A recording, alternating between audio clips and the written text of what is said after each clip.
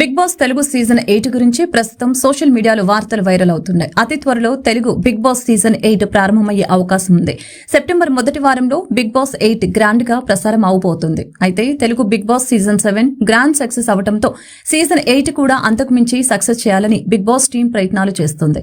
ఇక ఇదిలా ఉంటే Bigg Boss season 8 house set కూడా దాదాపుగా ఇప్పటికే పూర్తి కావచ్చిందని సమాచారం.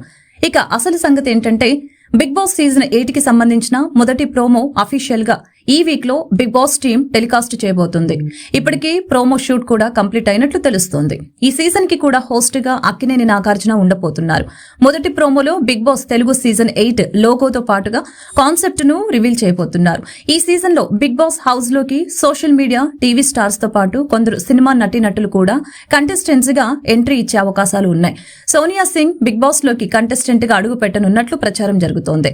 విడాకులు తీసుకుని వార్తల్లో నిలిచిన యూట్యూబర్ నేత్రతో పాటు ఆమె మాజీ భర్త వంశీ కూడా బిగ్ బాస్ 8 లో పాల్గొనే అవకాశం ఉంది.